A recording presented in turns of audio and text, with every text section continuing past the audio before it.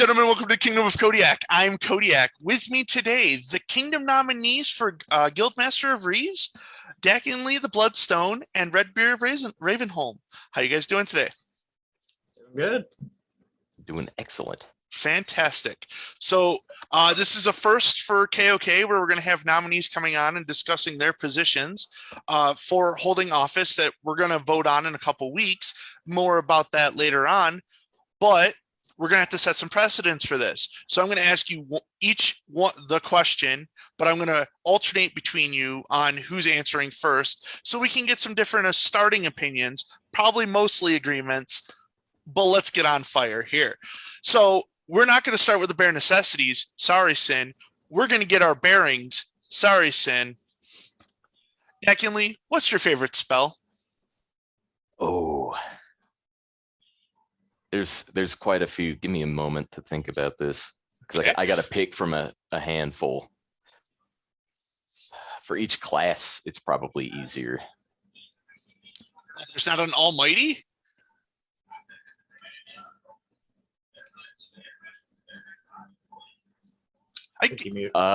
Break concentration. Okay, break concentration. Redbeard?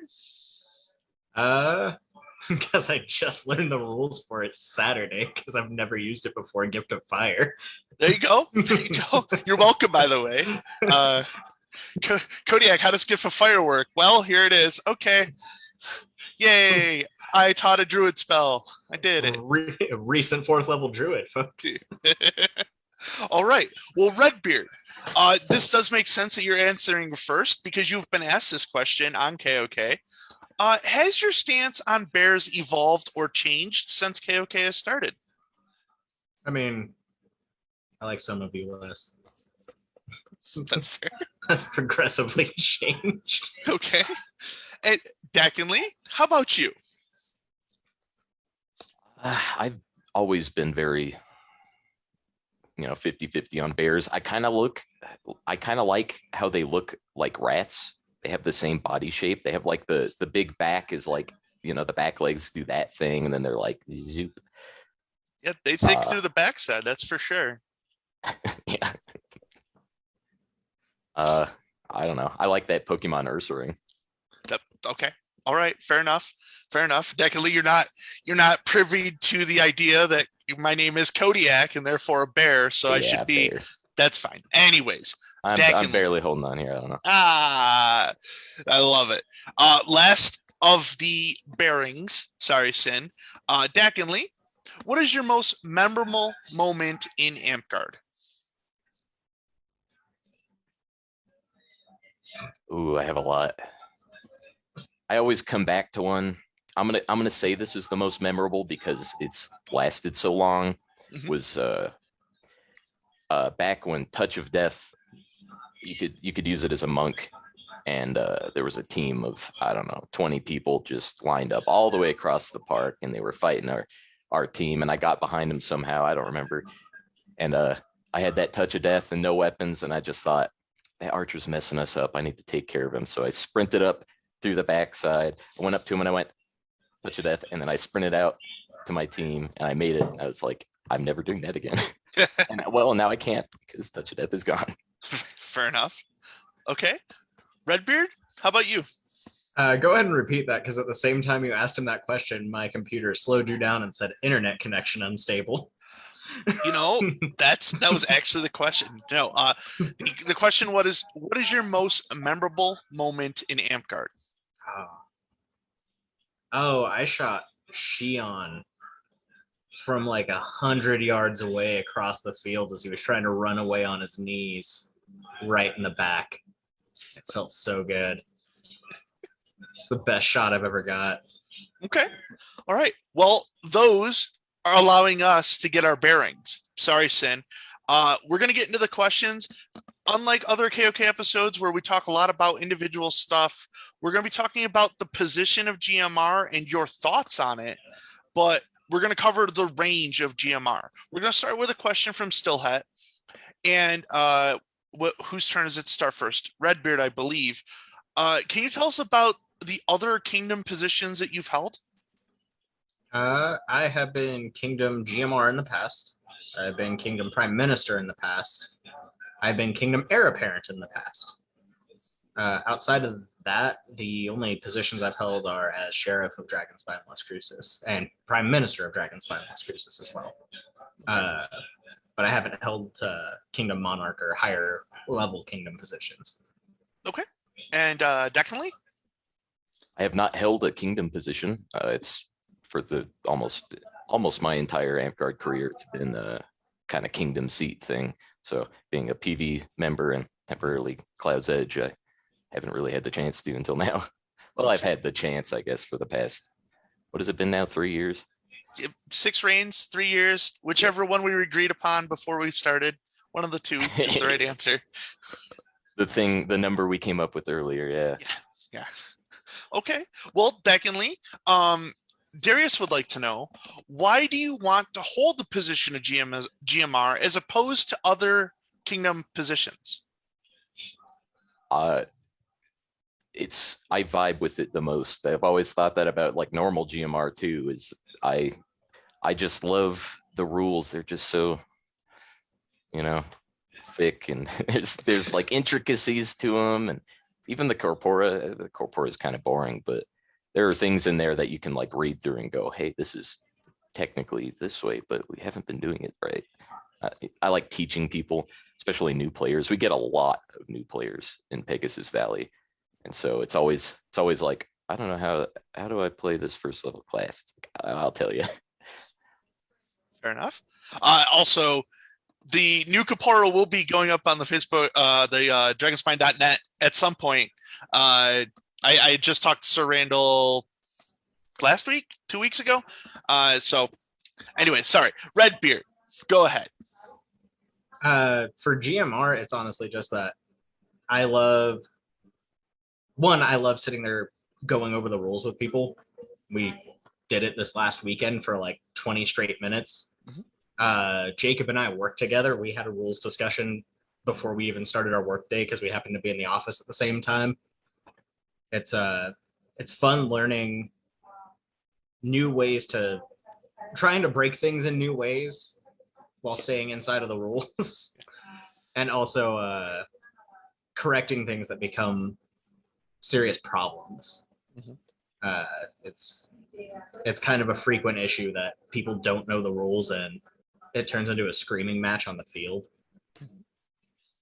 Well, and also, so also you get to make the brackets for mid-reign. You get to run a tournament, like, yeah. There's also that. I actually am really excited to run a tournament. I've done it once in the past because when I was GMR the first time, we had somebody volunteer to do it, and I was heavy into fighting at the time, so I didn't say no to having a volunteer so that I could go fight. Okay. And definitely, you have experience creating tournaments as well. Yeah, I've done a few Awesome. as local GMR. We've got travelers that like to come here, all the Wormspire dudes, and so yeah, big tournaments. Okay, awesome. As I have a special place in my heart. I've ran tournaments since I was like 8. So I get really excited about running them, which I'm doing for Endrain. You should come to Crown Calls. We'll talk about that later. Not about me. Moving on. Let's see, whose turn is it this time? I think it's Dakinley's turn to start. Sure. This will be fun. I'm doing this next week too. Spoilers. Balder would like to know, should getting Reeves qualified be an easy process so that we can have more Reeves, or should it be hard so that we have qualified Reeves? I think the things that are important for an on-field Reeve to know, especially if you have multiple currently Reeving a game, the important things are easy because the important things in the rulebook are simple and concise. And an important thing as well, which anyone can do, is I'm not sure. I'm going to look that up in the rulebook. Beep, beep, beep. I've got a phone, Control F, whatever on a phone. Search function, boom. I can find you the answer in a minute. So getting people familiar with their own like ways to search for the information they aren't sure about, I think that's important. Okay. Of course, making fast calls for games, it's like, well, make a fast call. If it's wrong, you can fix it later. But Okay. So would you say that you would prefer an easier process for more Reeves or a harder process for quality Reeves? I would say more Reeves, just Okay. because some people just don't ever get the chance to play because they're the ones that super know, all this stuff. Okay. All right. And Redbeard, how about you? How do you feel about this question? I honestly don't think it should be an overly difficult process. We do live in a modern age where serious rules questions can be brought up in like a few seconds. And it's better to have it where, okay, we're going to keep the game flow going. And that dispute can happen over there. And we don't have to do anything with that.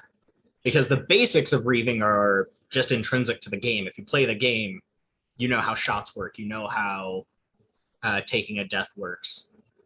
You kind of know the states, but it doesn't need to be like for harder issues. It's just a simple matter of just like, yeah, I can look this up on my phone. Or in my case, I'm actually going to go print out the new rule book here probably tomorrow, so that we have a physical book on the field.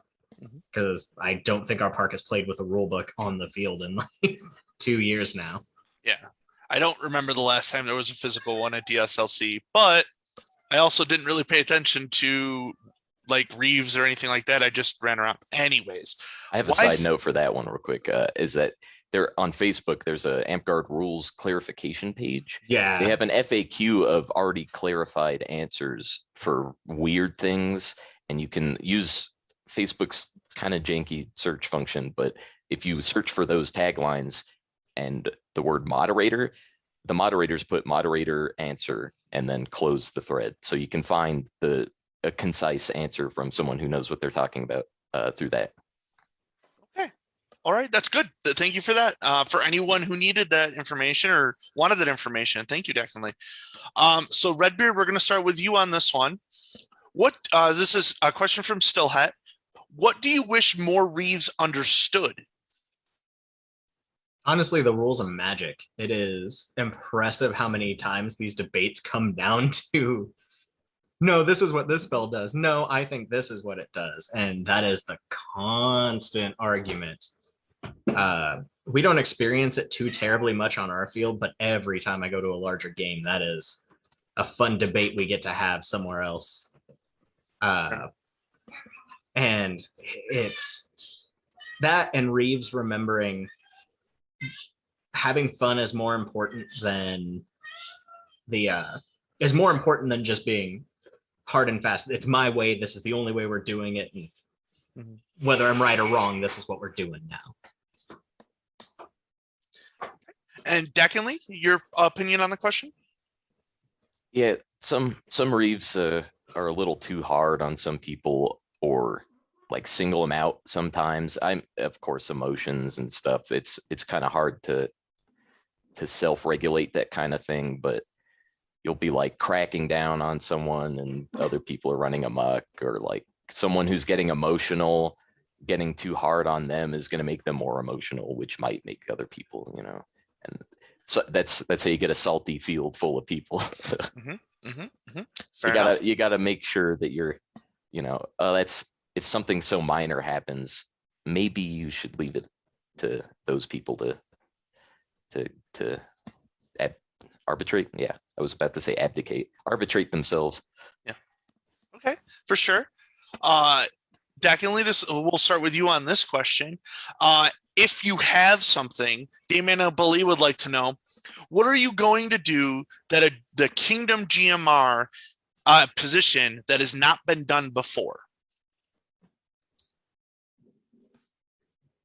Well, we just got a new rulebook, so we have new change logs to go through, and some people are probably too lazy or don't really care, or it's like, well, no one's talking about the important things, so what does that apply to my gameplay? I want to make posts making the changes visible, I also want to make posts about weird clarifications in that AMCAR clarifications group, more readily available and like visible as kind of reminders to people like, oh yeah, that's how that works. Oh yeah, that's weird. And this is how that interaction should come out in the end. Okay, good. Awesome. Redbeard, how about you? I've had roughly the same thought as Dackingly as a lot recently as we just updated our rulebook, and it is the clarifications issue is huge, and it's one of those things where I want to start building a list of those clarifications that we keep on our page as well, and that we can hopefully get a Google Doc going for, is my hope, and just have it so that we can keep it constantly updated. I want to keep the Reeves test more readily available, but updating it once or twice a month so that, hey, anyone can take the test anytime, but the test you took last week or the test you took the last time you were a Reeve is no longer the same test. It's a new one. Outside of that, it's unfortunately GMR, or fortunately, I guess, GMR is a very stable position. Most of the job is maintaining how we continue doing things as fairly and funly as possible. Absolutely. And that actually ties into the next question from Darius a little bit. This Redbeard, this will be you first. If elected, what project do you see yourself dedicating the most amount of time to? I'm pretty sure Dackingly is going to answer the exact same way, but making sure that we have that new rulebook stuff up to date. Okay. And digging into V9, because I don't know when they plan on releasing that, but hopefully getting some of our parks into play testing it. Because it's always good to learn the new rules as we go on so that no one's blindsided when it's like, hey, here's a whole new rule set. Best of luck, guys. Okay. And Deckingly, did he tell you, or did he say exactly what you were going to say? No. Well, part of it actually reminded me that the V9 testing thing.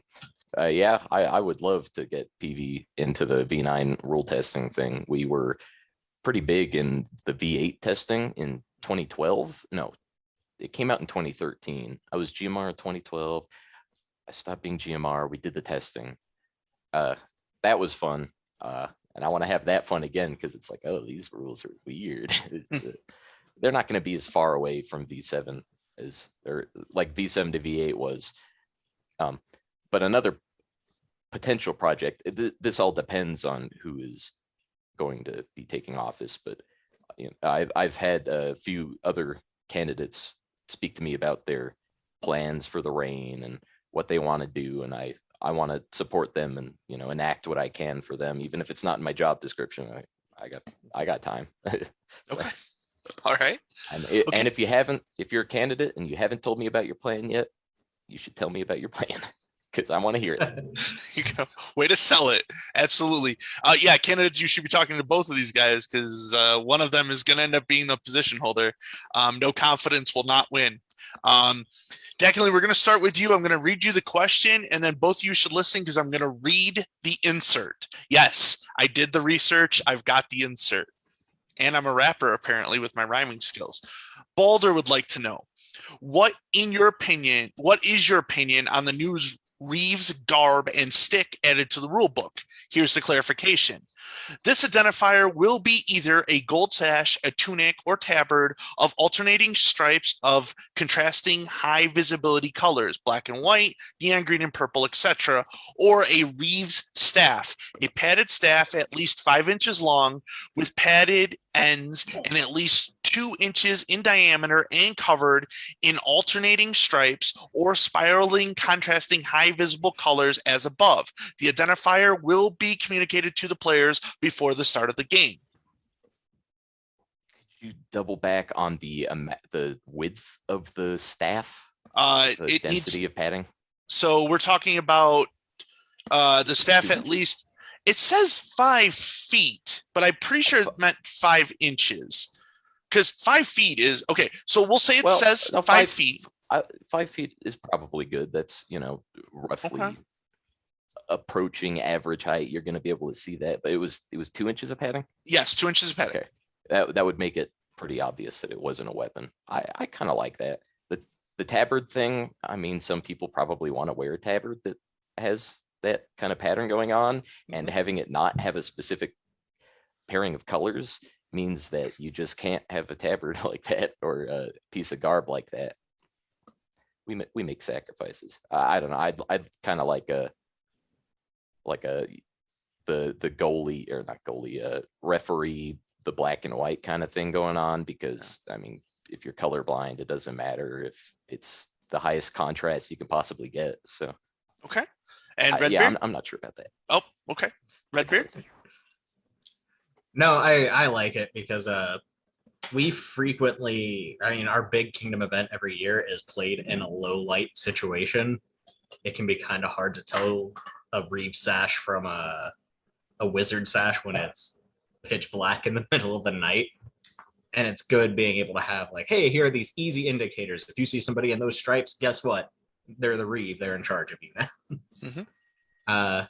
I do agree with him. I think it is supposed to be 5 feet because 5 inches isn't a staff. That's like a stick. That's fair.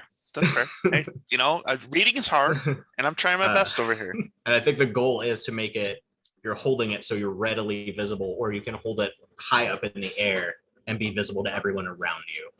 Okay. Versus someone like me who is 5'6", holding up a 5-inch stick. It's like, I hope everyone sees who I am. Okay. Yes. I made a mistake. I'm sorry. Or make it I'm one of those also- rainmakers so you can shake it. It goes, Yeah. Thank you, Kevin. This is the dunk on Kodiak hour. All right. Thank you. Redbeard. Balder would like to know, other than bans and getting folks Reeves qualified, what role should the Kingdom GMR serve in the monarchy? They should be serving in an advisory capacity as well as not just getting people Reeves qualified, but coordinating with those Reeves. If you have a bunch of people Reeves qualified, you should be talking with them. You guys should be asking each other's questions that you can answer and help each other with. And you should be helping to advise the monarch, the regent, and the PM on, hey, these are the things we're doing. This falls strictly within the ROP. This doesn't. And if we keep doing this, we could run into problems down the line.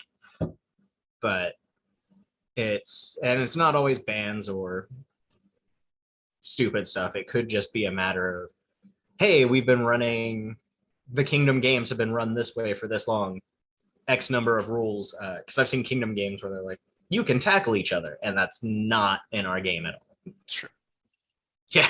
I just saw Dak and Lee's face as soon as I said that. All right. Dak and Lee, what other services should the GMR be giving to the monarchy? I was going to compare it to kind of like an ethics advisor, like HR or something, where it's like, should we be making this decision? Is this correct? If someone in the rest of the monarchy wants to bring something up to all things, like, is this already something we can do? We should probably ask this person or double check, because their job is, go look through this again. Sometimes people skip over certain lines, or they don't look at the what is it called? Addendums, appendix, Amendment. amendment, Appendices. appendices. Yeah. The corpora has got some of those hidden at the bottom of pages and hidden in other links, so you have to know the new that they're one. there. Not the new one. This is true.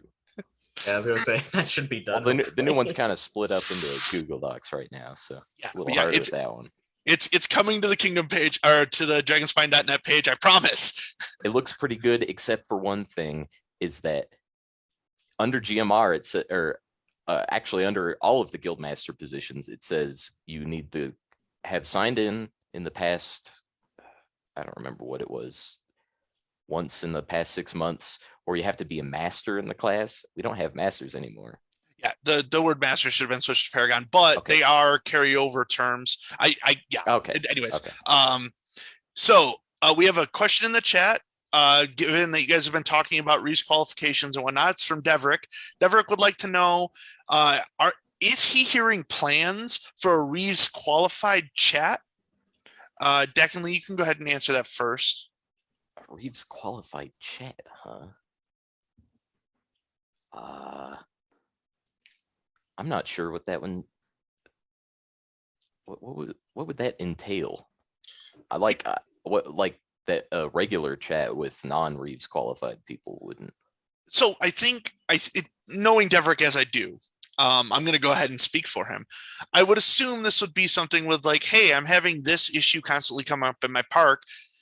What would be the ruling on that? Something similar Oh. to a frequently asked question Facebook page, but specifically for the chat for our kingdom. Like the rules clarification page, but it's Yeah. kind of like a instant messenger kind of style. Sure. I could see that. I'm down. Okay. We can make a closed channel in the Discord server too. There we go. I'm an admin on there. I'll go do it. Okay. And Redbeard, are you in favor or opposed to? Yeah, it's literally what I was describing earlier. Okay. The game plan was get a chat going with everyone who's Reeves qualified. There we go. So Deverick, you have your answer. I'm glad I stepped away for that. Redbeard, will come back to you to start this one. Unknown would like to know, what's your favorite battle game? Favorite battle game I've ever fought in, or like my favorite battle game type? Type. Oh, type. I'm a huge fan of castle battles. Castle battles. I love to play Archer, and being able to just stand behind a wall is a lot more fun than having to run across a field to do stuff. That's fair. That's fair. For reaving though, it's always terrible because it's a bunch of people crammed into close quarters, and you're hoping you're right. Yeah. Declanly, how about you? Projectiles flying left and right and stuff like that. I like any battle game that lasts long enough for caster classes to actually use up all of their abilities and have to actually think about when you're going to use them, because even a half hour long isn't long enough. 45 minutes kind of close, especially for some classes or some builds. And healer, of course, you're always going to be running at everything, but like wizard and bard and sometimes druid, I have so many lists where it's like infinite, just you take this, you take this, you take this, you die. It's been 45 minutes. We're still, you're dead now. You're dead now. Charge this. Like I want like an hour and a half long game where we're just slogging through this now. You got to have a big field for a long battle game like that. Like and a lot of walls is good too. Like a maze? Maybe if it's made out of grain. You kind of need the grain for it though. It's how you concentrate the power. Just saying, I did spend 7 hours today watching a bunch of ninth graders take state tests and creating the battle games for Maze. You know, yeah. So that's why I got a text at like 9 a.m. Yeah. Okay. All right. So Declanly, you've answered your favorite. Now, as a GMR, as a Reeve, or a player, what's your least favorite battle game? Anything with really short rounds, just to go the polar opposite. I like 90% of battle games, and sometimes they only go sour because of team comps or whatever kind of thing like that. But conceptually speaking, as a player, which I am frequently a player now, is short rounds, because you get halfway into a fight, or recently we had a battle game where I would die and that was the end of the round. It's like, oh, you die once, you're just dead. You just don't get to go back in. So, but that wasn't part of the design. You know, it was just, well, I'm dead. I'm gone now. Yeah, that's fair. Okay, Redbeard, least favorite game? Team deathmatch. It's just real boring. It's, hey, you have X amount of lives, or you're gonna kill X amount of people. Go do that for the next 20 to 30 minutes. It's not very inspiring. That's fair.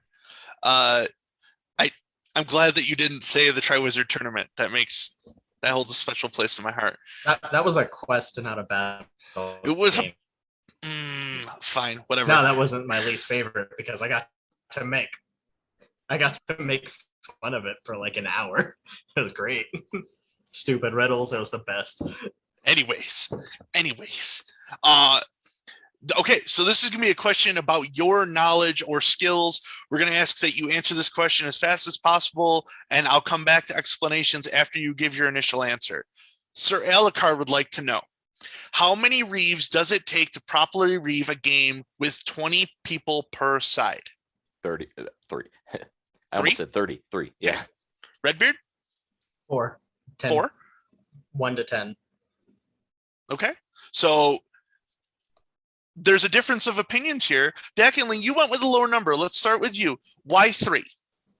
I say 3, speaking from there are no complex objectives that need an extra reeve to count, or scores or lives per dropped into the bucket. Every time you respawn, you're docking a life or something. Sometimes that needs one dedicated reeve because that person needs to both focus on that objective and then kind of having fun by themselves while they don't have anything to do, which is very important for reeves to do. Don't ever feel bad if you're reeving and you're like, man, I'm going to play a game on my phone while I half reeve.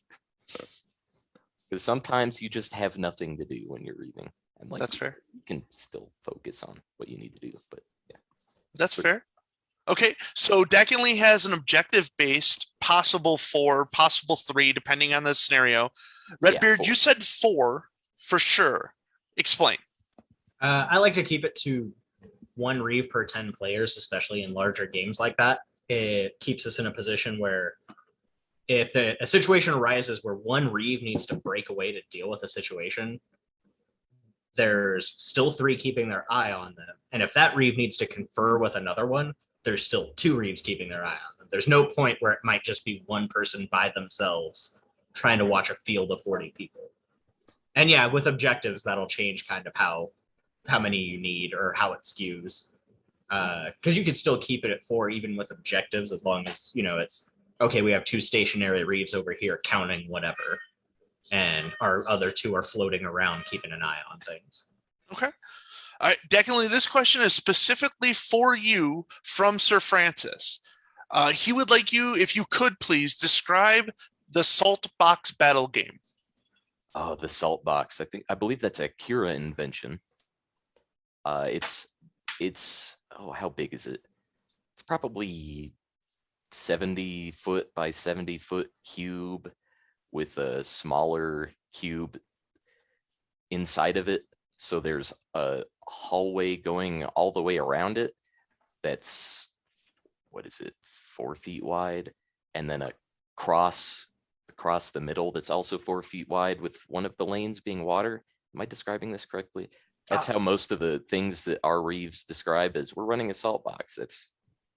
That's what I've become used to. So, well, so that's the game. That's the setup for the game that you played when I was visiting, where I was the Infernal Descendant and I had Hellhounds.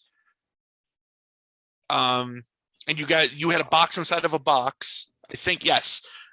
Sarai is confirming. Sarai is confirming that is correct. Okay, that was a different shape for that one, but I suppose that counts. I think it's just a confined box of like 70 foot by 70 foot. Okay. Or, that thereabouts. All right. Longer than 50 feet, for casting purposes. Okay. Thank you. Appreciate it.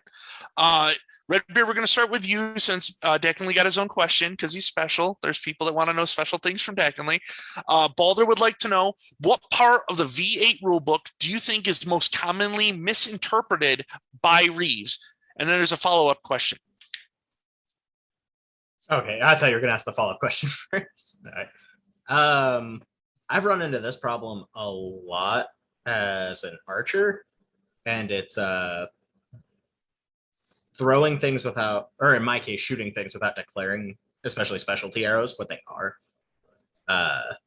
It comes up a lot where, and I've done it myself, where I'll just shoot a specialty arrow and be like, no, it counts as a regular arrow. That is not the case in V8. It's nothing if you fire it and you don't yell out what it is. And I correct a lot of other archers when I see them, especially on that problem, because they frequently like, no, it just counts as a regular arrow because that was V7. Mm-hmm. But we've moved on about a decade ago. That's somewhere fair. In there. All right. clarification, Declan, before you go. Sarai did reach out. I was incorrect. It wasn't a sandbox the week that I was visiting. It was a crawl the week that I was visiting. My apologies. I am also learning the terms. Technically, what's a most commonly misinterpreted by the Reeves? The problems are usually really random, but I think they usually involve states. Okay. That includes all of the crazy, just different amounts of ways you can be insubstantial. But it's like this one, you can't, move from where you started, but you can move your feet technically, or you have to be 50 feet from here, but you can't be 10 feet from there, or teleport. You have to go straight to where your chosen location is, and then come out. It's, you can be in circle of protection and teleported and then cancel it. And it's like, there's so much weirdness around insubstantial that Reeves, like, it's like a grab bag of what you're calling on someone who's doing something weird. Okay. So the follow-up question, Declan, you can go first here, is how can a GMR rectify that issue?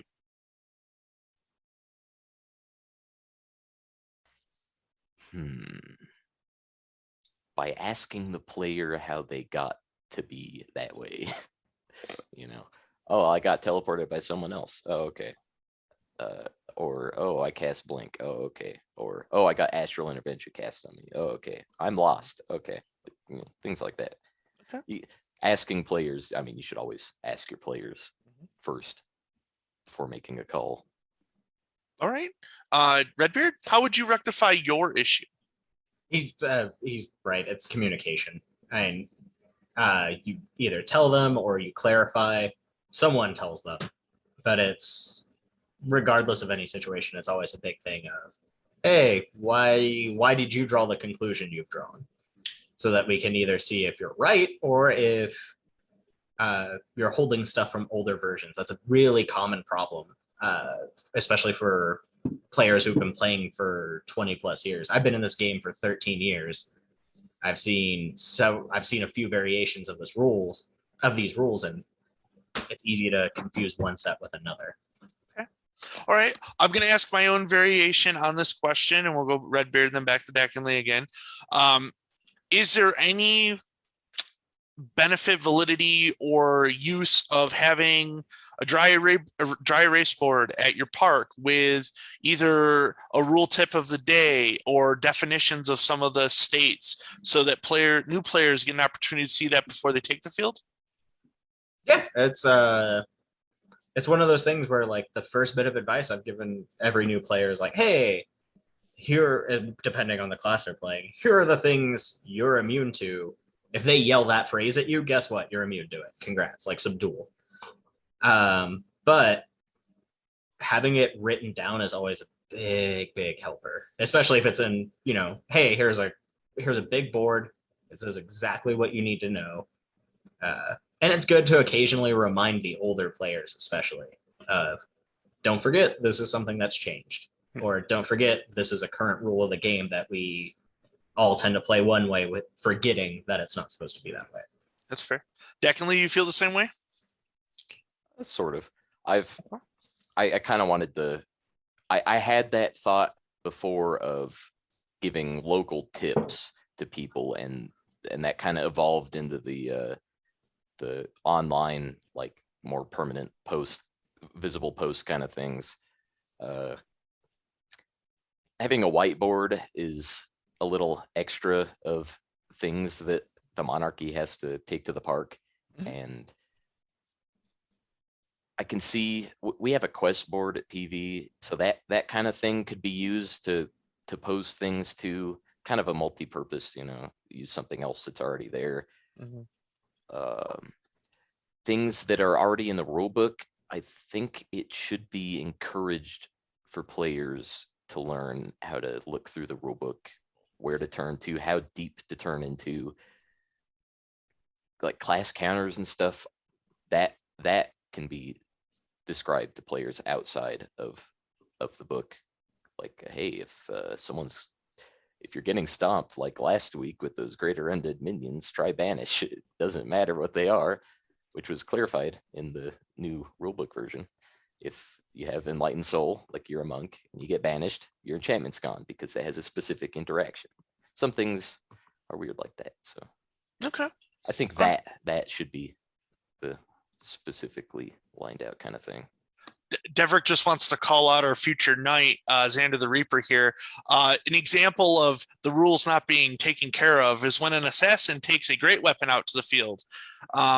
Because assassins aren't allowed to have great weapons according to our rules of play. Xander the Reaper. We'll talk about that a little bit more at Park, sir.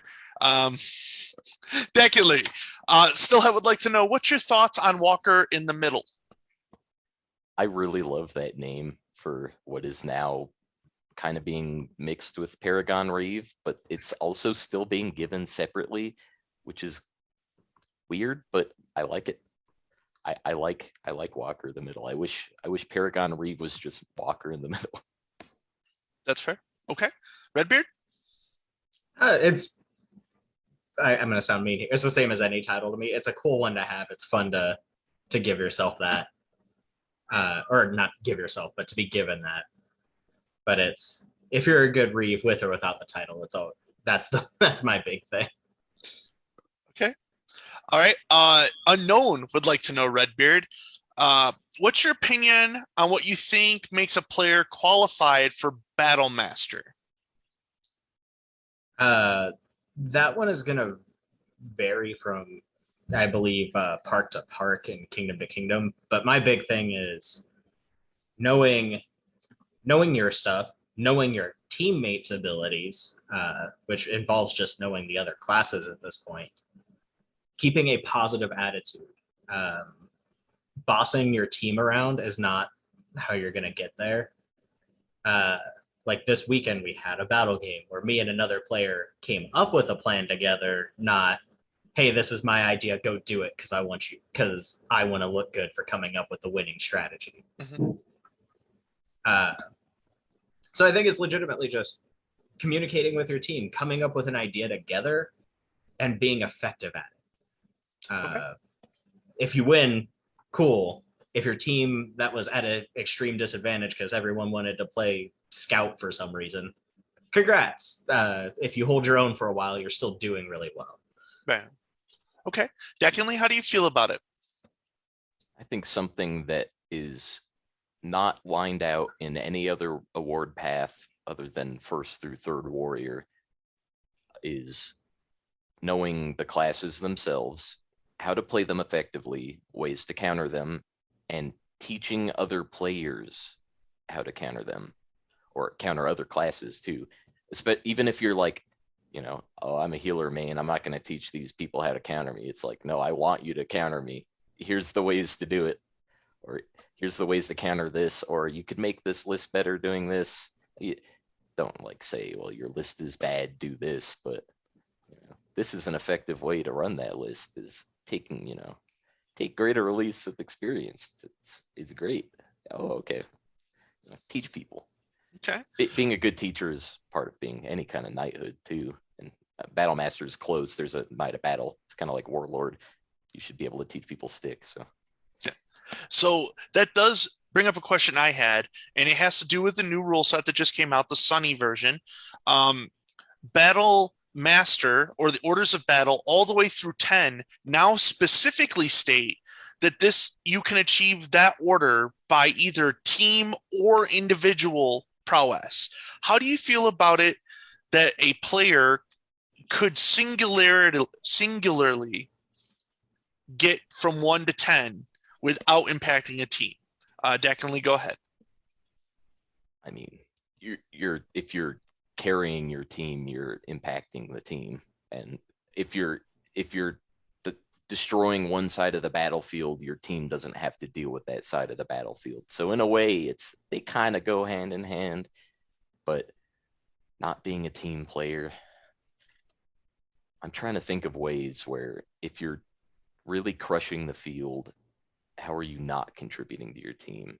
Well, if I could, a sword knight for example, Sir Anatole takes the field. Sir Anatole is a better stick than most of the people playing the game right now. So if he plays a 6th-level healer and can just keep himself up, yes, he could win the game by himself, but there is a level of fun being taken away from his team because they don't get to help with that acceleration, if that helps the situation. Yeah, that's a big thing for me too, is other people having fun. And that's something you can do on an individual basis.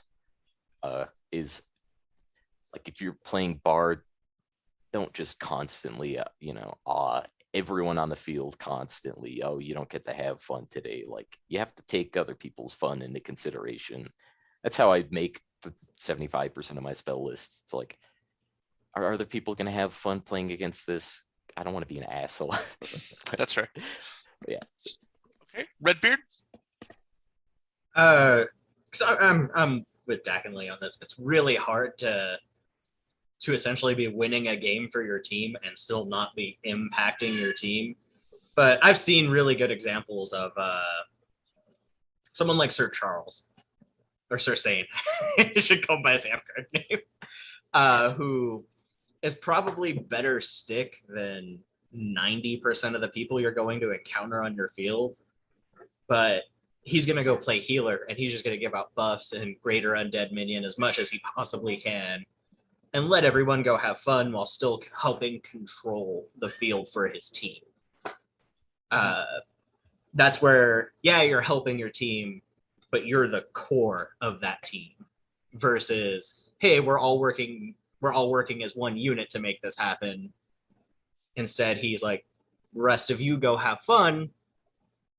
I'm going to secure this objective and no one is going to take it from me for the duration that I am here.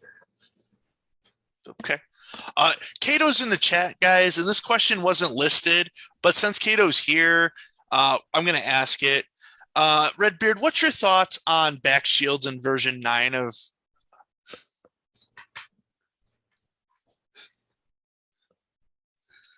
Am I first up? Yeah. No.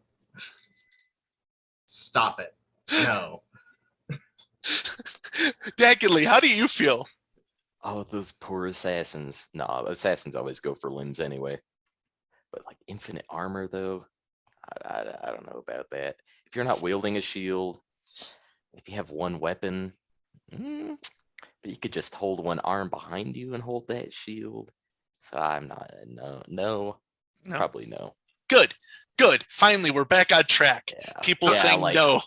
I'm like gonna break up the hit flow. with like a fireball or something in the back. It's like, you're probably not going to feel that. Yeah. No. So speaking of Battle Masters, I'm wearing a specific Battle Masters crown. I'm sorry. I was gonna say, have you been wearing that this whole time, or did I just? No, I just put it on. Have I not noticed it this whole goddamn time? Okay. So let's see. So we're going back to Dak and Lee for this question. Unknown would like to know. Dragonspine has one event that's currently has one event, and that's Maze. What would you suggest, or how would you suggest recognizing order of battle at a kingdom level other than that one event? It's Dragonspine. We have a decent amount of inner kingdom, or not. Well, I guess it's not inner kingdom. What is inside of kingdom? Intra. I guess intra. Yeah. Intra kingdom travel. People just, hey, we're showing up this week. Dragonspine came for our mid-range PV. We've always had people, hey, we're coming from Wormspire. Hey, we're coming from Sun's Haven. Hey, we're coming from Alaska. Like, okay. So more travel, I guess, just to see what everyone else is doing, see what the meta is in other parks, because every park is going to have a meta. Cough Druid. Yeah, Cough Druid. No. Redbeard, how do you feel? One of my goals as I guess GMR in coordinating with Monarch is to encourage more than one event. I would like to see another event in Arizona. I know we had one for a bit and then that stopped happening. But also our kingdom is literally between the two states that we encompass is located between three fairly decent sized kingdoms with fairly large events. GOTC is, from where I'm at, is an hour to 2 hour drive just away from here. I know for a lot of our players in New Mexico, it's not that big of a drive. I know Phoenix is really close to, well, not Phoenix, but Arizona as a whole is close to California and Desert Winds. But we also do so much interpark stuff that, like, I was legitimately shocked when I saw Dackenley's name and realized I had no clue who he was. Because there's a good chance I've met him in the past. I've been to PV 100 times, but I don't know. Have you? Yeah, I've been to PV a lot. I used to date somebody living in Albuquerque. I went there. Wow, that's shocking. I've played in PV probably weekly for 12 years. So. I fought in a tournament in PV 4 years ago, something like that. Oh, I was younger. Yes. Yeah. I fought with a I great remember that sword all now. through great weapon and almost placed. Okay, I remember that now. There's so many people that come through here. We had 100 players at one point. It's like it's hard to keep track. I remember now. It's a large park, and back when DS was a large park, it was hard to keep track of that. It's that's where we're at. Okay. All right. Redbeard Stillhead would like to know who inspires you in Amtgard. I kind of want to keep with my rain theme. Just give a sane inspirational quote. But honestly, I'm inspired by more than one player. It's hard to say, hey, that one guy is the perfect embodiment of who I want to be in this game. For example, when I started playing Archer, my goal was to be better than Francis. And so I worked my ass off to get to a stage where I'm comparable to him. When I wanted to become a park monarch, my thought was, okay, Randall and Azriel Jade have run some of the best reigns I've ever been a part of. How can I get to that point? Interacting with other players, I look at Balder. Dude's probably one of the friendliest guys I've encountered, period. How can I get to be that friendly with my park, especially for someone like me who's, I don't want to be everyone's friend, but I at least want to be nice to everyone I encounter. And so it's a pretty broad, there's a lot of people. It's just various aspects of the game of who do I think is excelling in that field so that I can get to that level. Like, he doesn't play anymore, but Goldcrest is probably one of the best at organizing things that I've seen in such a long time. Mm-hmm. And I loved watching him work because he made it look easy. And that's always been my goal. Okay. Deckenly, who inspires you? It always comes back to Glenulf. That guy is just so great. Chris, if you're watching, you're probably not. You're probably playing Destiny. But if you're out there, I know you're listening. I'm in your belt line and didn't even mention you. People will mistake me for him from behind, even though I'm 5'10" and he's 6'11" billion. So they'll be like, Glenn, oh wait.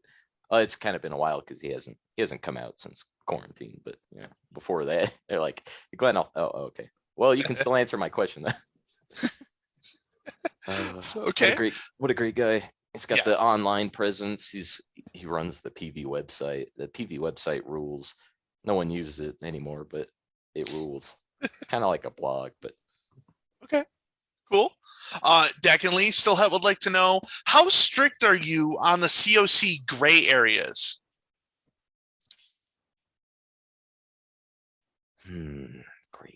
Gray areas. I'm trying to think. Example? Areas.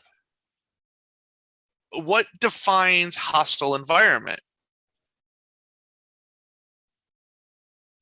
Consistent, hostile. Like, people will have bad weeks. People will have a couple bad weeks in a row, but every week for a month, it's like you need to be talked to. And then after the talking to, after that month of being, making someone uncomfortable or arguing with people, the week after that, it's like, listen, you need to take a break. And then if they come back from that break, it's like, and they're still being zesty, we don't need you here. Okay. All right. Redbeard, how strict are you on the COC gray areas? I'm probably gonna say something unpopular here.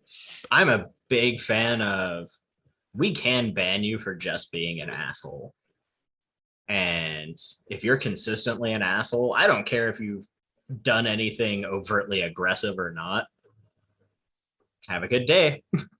Every situation obviously is unique, but there's no line in the sand that, hey, if you step over that, that's when you get banned.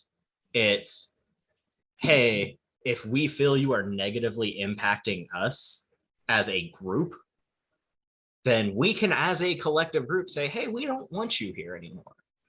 And if your park or your kingdom disagrees with you, there's ways to remedy that. A few weeks off from a game isn't going to kill you while you get that situation remedied if everyone's on your side.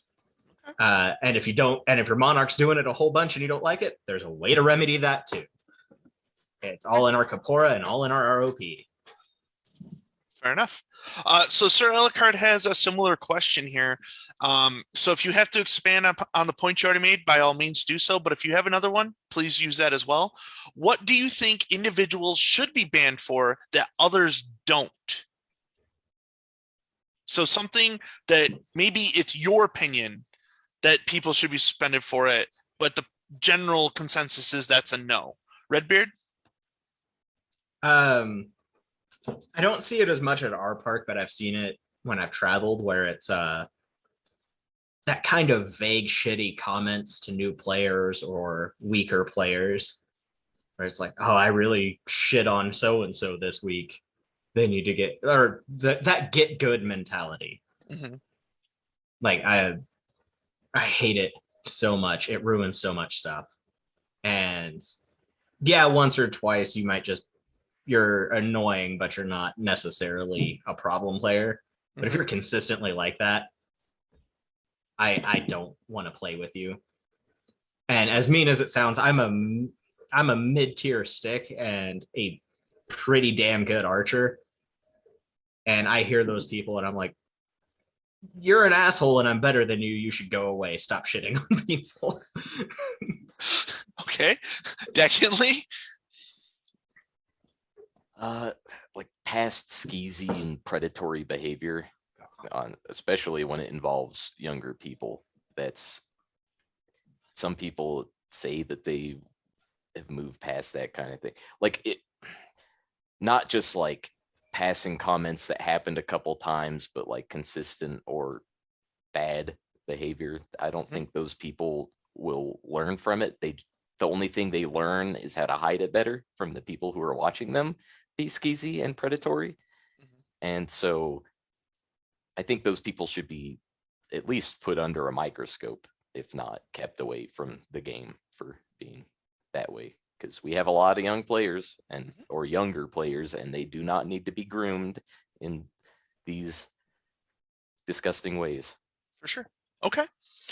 So we're going to end our episode with some light questions. We call them funny questions on the normal KOK episodes. We're going to start with, it was a simple meme that was put up. Haley just wants to know, what is your favorite color? Dakinley? That deep forest green or olive drab, just that kind of, spruce leaves, things like that. Okay. Redbeard? He actually answered the same way I was going to. The motorcycle I was looking at for a long time is green. Yeah, best color. Okay. I mean, well, second best color. It's orange is the right answer, but that's you can look like a pumpkin all you want. The rest of us are good. Yeah, that green that you got in the background, Kodiak, that's the good green, right? Yeah, there. exactly, right? I've got green on my hat right now. Yeah. Okay. All right. Balder would like to know what fictional character would you vote for to be the Kingdom GMR and why? Redbeard? I mean, I feel like there's only one right answer to this, and that's Perry Mason. I want it going. I want a lawyer on top of this right away who's coming at me with facts I never even thought about. Okay. I want batshit insane investigation moments. Definitely. I want the wise old man from RuneScape because you can tell him, hey, do I have any garbage? And he'll go, yes, exactly these. And this is where all of them are. And I can get rid of them for you right now. Okay, cool. Thanks. Okay. I'll sue the motherfucking wizard. The fucking wizard. Okay. I bet the people that asked these questions when we did the first ever second appearance episode back when Zana came on as the DNI. But we're going to ask him anyways. Still, I would like to know what's your opinion on Freddie Mercury, Dakinley? He was good, but I like that one song that they did when Freddie didn't sing, when it was the drummer instead. Was it I'm in love with my car? Yeah, that's a banger. Okay. No, Freddie's great. No, he's great. Yeah, I mean, he makes a very overrated band somewhat reasonable, right? So, Redbeard, go ahead. Thoughts on Freddie Mercury? Son of a bitch. Amazing vocalist. Probably one of the best of all time. Not always the greatest person. Hey, that's kind of just a cold reality. But I'll listen to anything that man's saying as long as he's not a human monster. Fair enough. Fair enough. Redbeard, Morgan would like to know if you could invite one famous person to a house party, who would it be and why? Is it Tim Curry?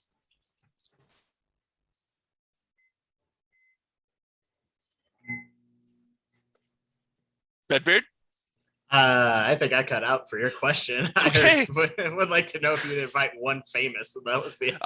Morgan would like to know if you could invite one famous person to a house party, who would it be and why? Is it Tim Curry? I mean, it's not Tim Curry. It's Neil Patrick Harris. Okay. All right. I want a musical in my apartment. God damn it. Okay. And fair enough. We both personally know a guy who used to party in Albuquerque when Neil Patrick Harris was out there, and it sounded wild as shit. I want to do that. Okay. All right. Definitely. While yes, Neil Patrick Harris is from Albuquerque and he is a cool dude. This is a hard choice, and I'm going to specifically not choose a musician because I am a huge music person, but okay. Mike Judge, because he also is from Albuquerque, and he went to high school with my dad and his best friend. And I think he based Butthead off my dad's best friend. And I want to ask him about that. If I can get him in a room where he can't escape. Wow. Well, can we get Mike Judge in a room where he can't escape? Find out next time. All right, Dakinley, what would be the coolest animal to scale up to the size of a dinosaur? Ooh, a hedgehog.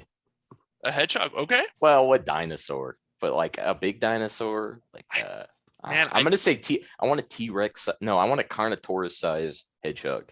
Okay. Because then you can get those like ballista bolts from them, and yeah, that would be great. Okay. Redbeard? I mean, I'm pretty sure everyone who's been watching this has seen my cats wander through the background at this point. Mm-hmm. I want one of those motherfuckers dinosaur size so bad. I want a mount. I want a mount? Okay. Fair enough. Cleo, I don't know if Cleo remembers asking this question. Redbeard, what's your favorite bread product brand? Bread product brand? Yep. I don't buy a crap ton of bread, so I usually just get great value whenever I do. In fact, as soon as we're done, it's great value bread and grilled cheese for me. All right. Definitely. I can't eat bread, but Ora Wheat has potato bread that's really fucking good. So I guess technically that, because that's the only bread I eat. Okay. Quote bread. Potato bread is delicious. So it's so good. Yeah. Yeah, super good. All right, last question. Of course, it's Morgan, because I didn't want to change the script too much. Morgan would like to know, Dakinley, if you were arrested publicly with no explanation, what would we assume you had done?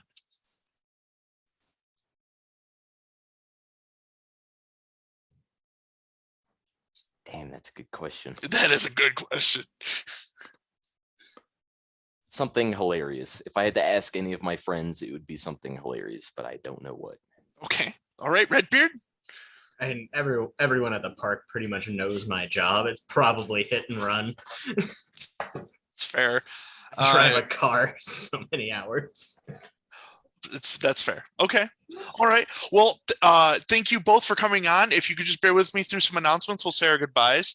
Dragonspine, first off, there is a coffer team survey out so that we can determine what funding for Kingdom coffers will look like.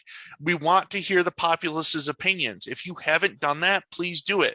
Next Monday, the coffer team is going to be meeting and going over that data so we can try to finalize some stuff and move forward with that data collection process.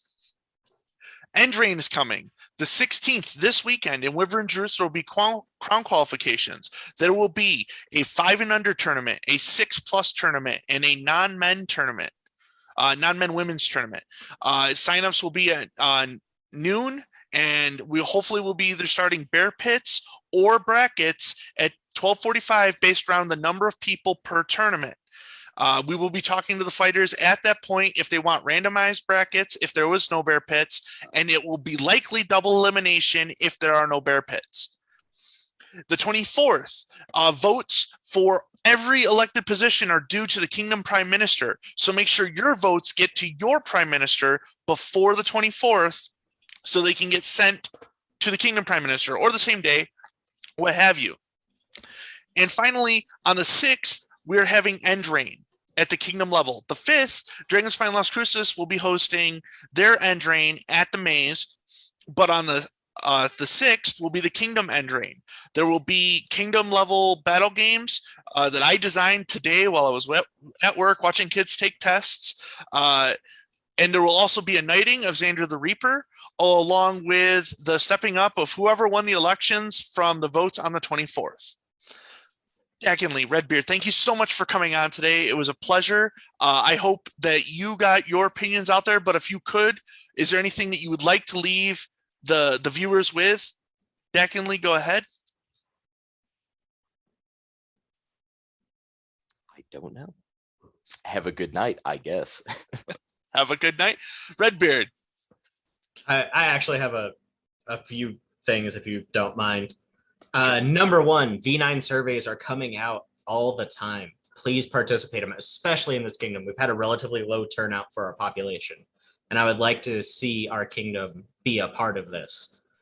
Number two, Las Cruces Ren Fair is the same weekend as Maze. I encourage you all highly to attend. And if you are interested in volunteering, I am running our group for that and would take any volunteers I can get. Number three, thank you all for your guys' time. I really appreciate it. Thank you, Chris, for hosting this for us. It's it means a lot to be able to actually get our voices out there. We don't always have a hotly contested election like this, and it's nice to hear from the people who are involved. Absolutely. I totally agree. And that'll actually lead me into the last statement in our exit. Next week, Kingdom Regent nominees are going to come on and talk to us on Kingdom of Kodiak. So get questions prepared for next week, and then we'll be in a nightly chat and we'll just go right back into moving to regular Kingdom of Kodiak programming. But until then, this has been Kingdom of Kodiak, and I'm Kodiak.